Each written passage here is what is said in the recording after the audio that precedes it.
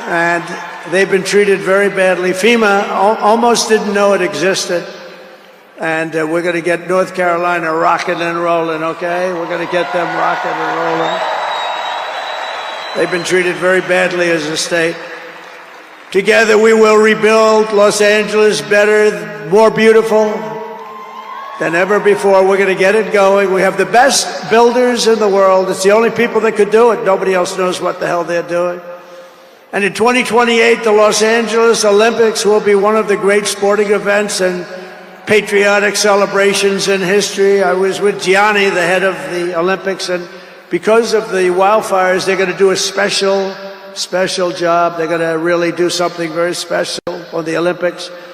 And the opposite, some people say, oh, maybe the Olympics can't go there. It turned out just the opposite. They came to see me the other day, and the committee, and it's just the opposite. So the Olympics is great.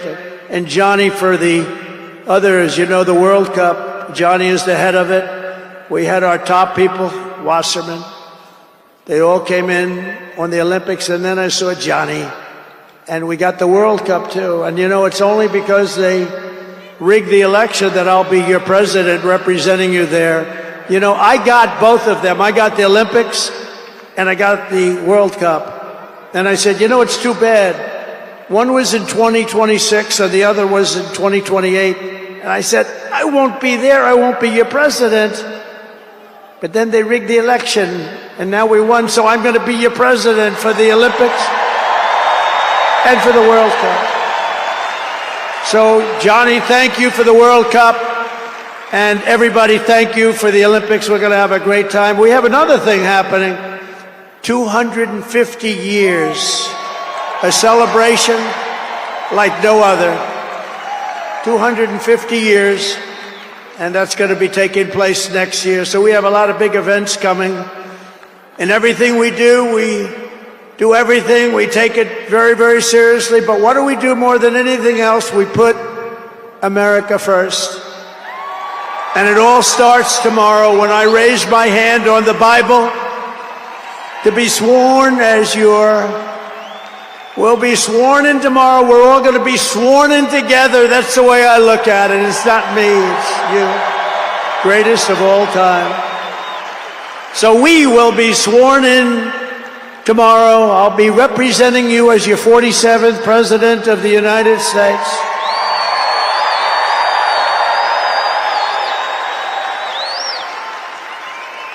And just in conclusion, together we're going to cut your taxes, end inflation, slash your prices, getting them back down, raise your wages, and bring thousands of factories back to the USA, right where they belong, and that'll be done through tariffs and smart policy. We will build American, we will buy American, and we will hire American.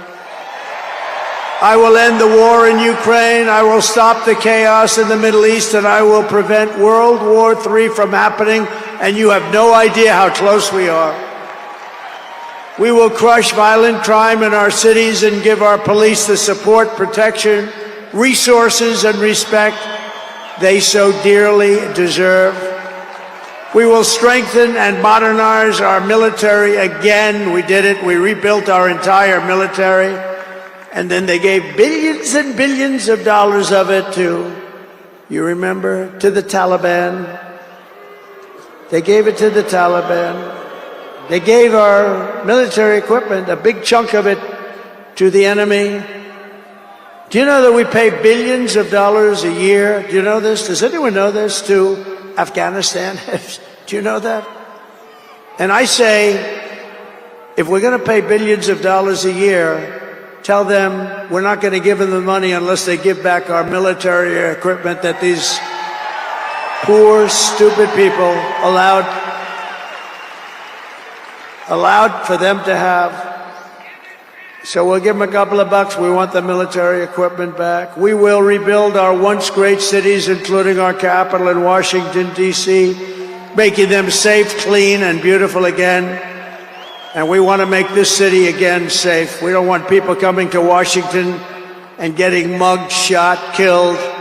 We're going to stop it. Law enforcement, and they have very good police here, but they have to be allowed to do their job. We're going to stop it. We're going to beautify it. We're going to make it the most beautiful capital in the world. We will teach our children to love our country, to honor our history, and to always respect our great American flag. And we will get critical race theory and transgender insanity the hell out of our schools.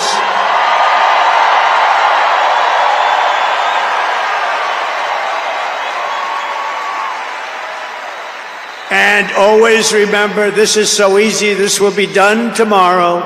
We will keep men out of women's sports. It's over. I will defend religious liberty. I will restore free speech, and I will defend the right to keep and bear arms. We're going to defend that right. After years of building up foreign nations, defending foreign borders, and protecting foreign lands, we are finally going to build up our country, defend our borders, and protect our citizens. And we will stop illegal immigration once and for all. We will not be invaded. We will not be occupied. We will not be overrun. We will not be conquered. We will be a free and proud nation once again, and that will take place tomorrow at 12 o'clock.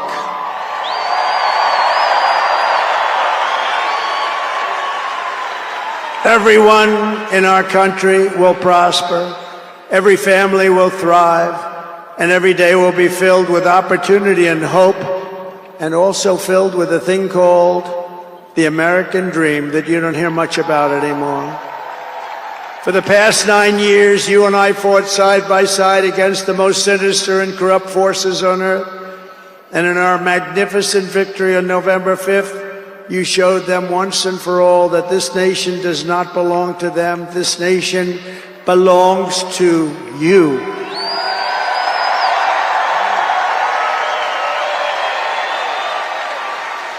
From New York to Los Angeles, from Philadelphia to Phoenix, from Chicago to Miami, and from Houston to right here in Washington, D.C. Our country was won and built by generations of patriots who gave everything they had for our rights and for our freedom. They were farmers and soldiers, cowboys and factory workers, steel workers, coal miners, police officers, and pioneers who pushed onward, marched forward, and let no obstacle stand in their path. Nothing could get in their way. Together they laid down the railroads, raised up the skyscrapers, built the great highways, won 2 world wars, defeated fascism and communism, and launched American astronauts to the moon. It was hardworking patriots like you who built this country. And 75 days ago on November 5th, it was hardworking patriots like you who saved our country. You saved our country. Now, after all we have been through together, we stand on the verge of the 4 greatest years in American history. With your help, we will restore America's promise, and we will rebuild the nation that we all love so much. We are one people, one family, and one glorious nation under God. We will never give in. We will never give up. We will never back down, and we will never, ever, ever, ever surrender. We will fight, fight, fight, and we will win, win, win. And together, we will make America powerful again. We will make America wealthy again. We will make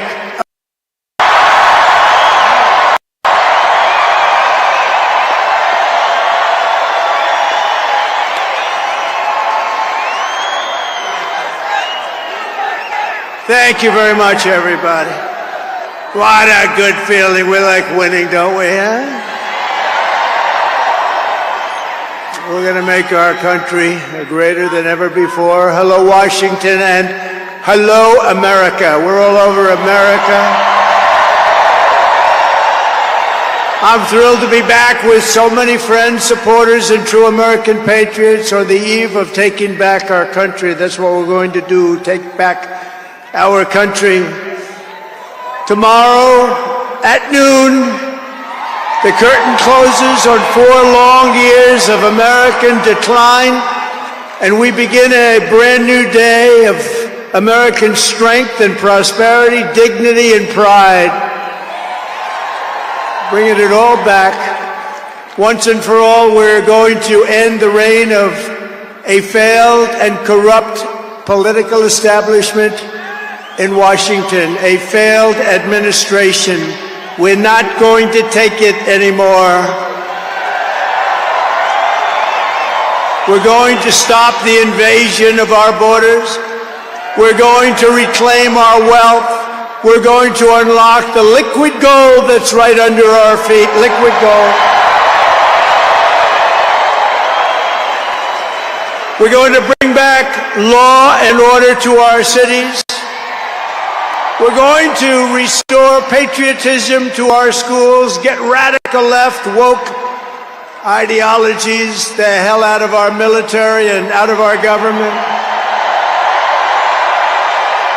And we are going to make America great again.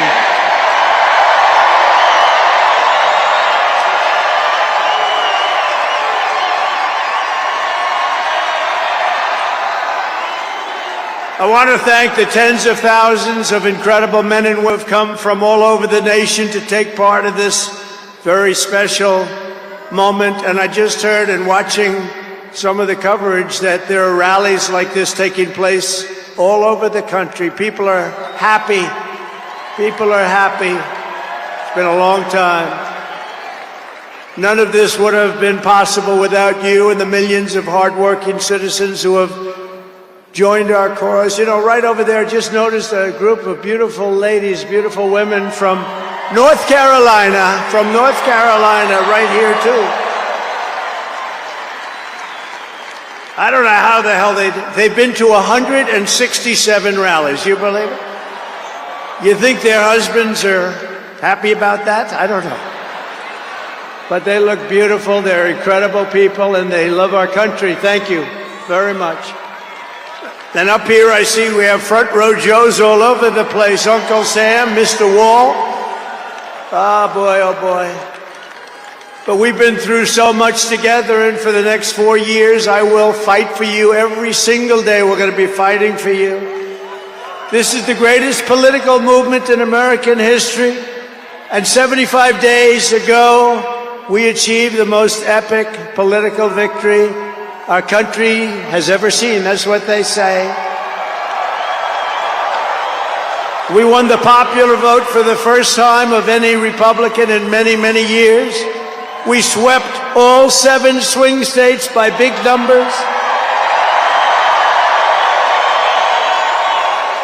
We won Pennsylvania, we won Georgia, we won North Carolina, we won Michigan, we won Wisconsin, we won Arizona, we won Nevada. We won them all by historic margins, and we won the great state of Florida by 13 points. Nobody's done that ever.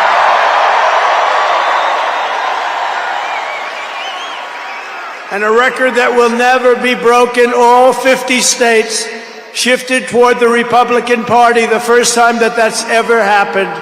All 50 states. We won the largest number of African American voters in Republican Party history. We won more Hispanic American votes than any Republican has ever gotten before, by a lot. And we won Latino men and women. And on top of that, youth, men, women, urban, suburban, rural, and people from everywhere in between are joining us in record numbers. We've never had anything like this. Too big to rig, that's what I used to say. Too big to rig. We made it too big. Oh, and they tried. They tried. It was too big. Around 9:02, they just said, let's get the hell out of here. This isn't working. They were swamped, to put it nicely. We also took back the U.S. Senate. We had some great people running.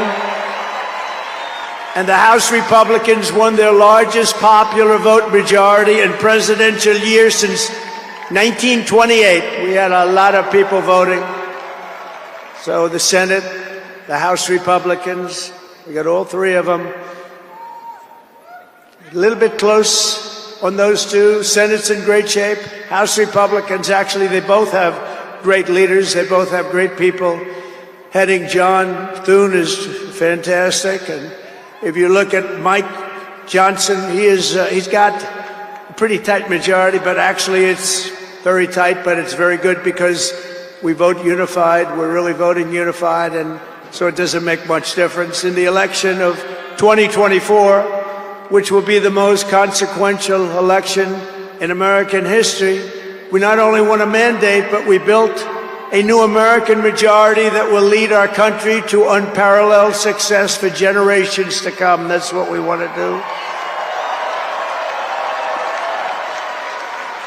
And someday, in 30 years from now, 40 years from now, 50 years from now, some of these young people are going to say, I remember Donald Trump, he did a good job. He set us on his way. He told us, he gave us a path. Our new administration will inherit disasters at home and abroad, an economy plagued by inflation and high interest rates, a catastrophic border crisis. Nobody can believe they let people in. They have an open border policy. Do you think that makes sense? Open borders. Anybody wants to. Jails, prisons, mental institutions, gangs being emptied right through that ugly open border. A government that cannot care for its citizens in a time of emergency. Look at what's happening in Los Angeles. Look at what's happening in North Carolina. They've treated them so badly. In a planet on the brink of World War III. It's not going to happen. That's not going to happen. But starting tomorrow, I will act with historic speed and strength and fix every single crisis facing our country. We have to do it. We're not going to have a country left.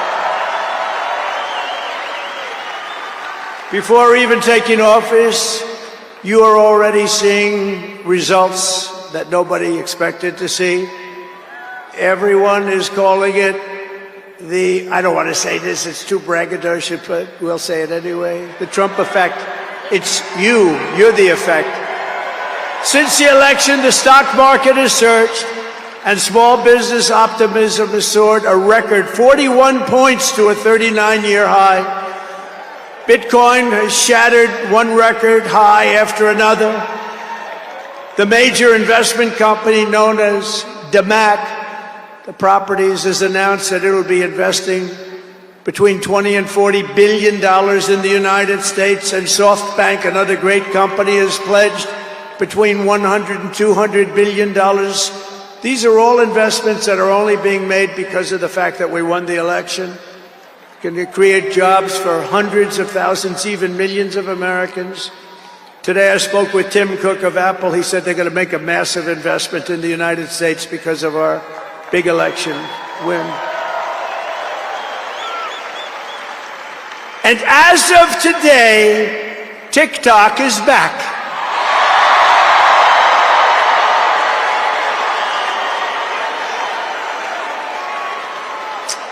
So, you know, I did a little TikTok thing. We have a guy, TikTok Jack. He's a young kid, like 21 years old.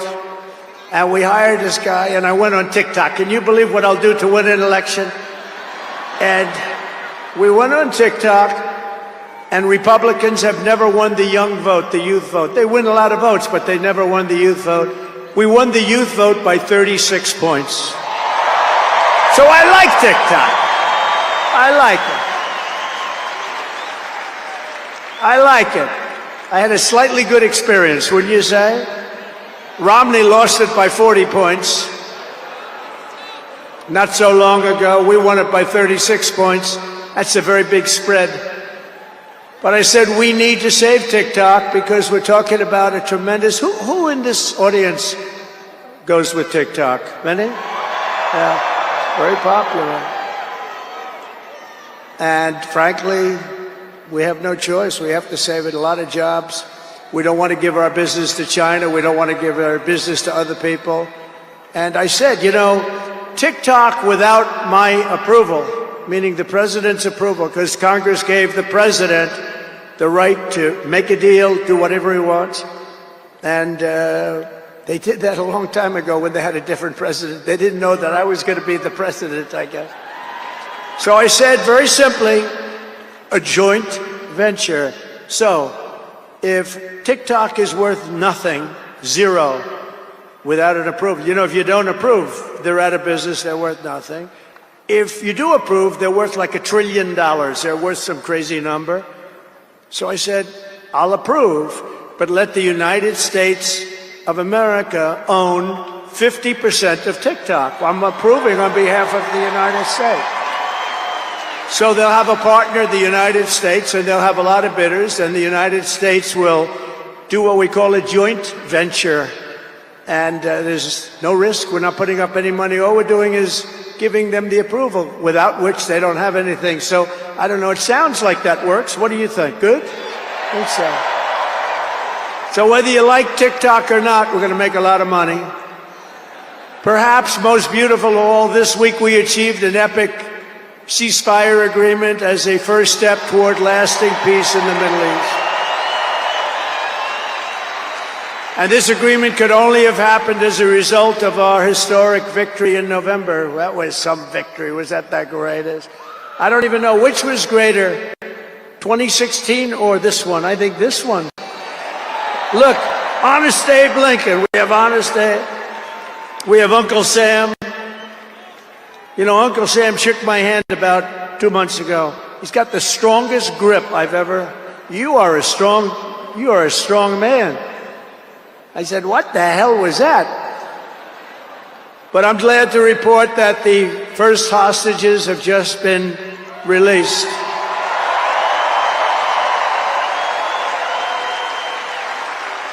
And who knows what's going to happen?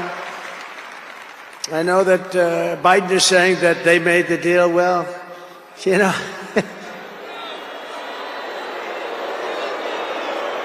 I mean, that deal should have done. First of all, it would have never happened if I were president. Would have never happened. There was not even a thought of it. Iran was broke. They had no money for Hezbollah. They had no money for Hamas. They had no money. They were broke, totally broke, and they would have never done anything. But they did it, you know. I like to think back to the past. I said, if only the election weren't rigged, all the things that would have happened, that would have been so good. But it was. We're not going to let that happen again. I want to thank my friend Steve Witkoff, who I think is here. I know he made a beautiful speech. I heard he made a great speech.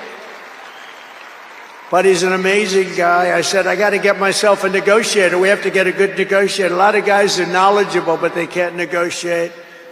They don't have the personality or whatever. And Steve does, and Steve's a great negotiator, very successful guy.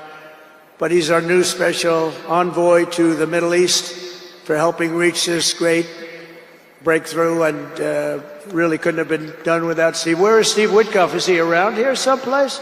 Because he was so great. There he is. Hello, Steve. Thank you, Steve. Thank you, Steve. What a job.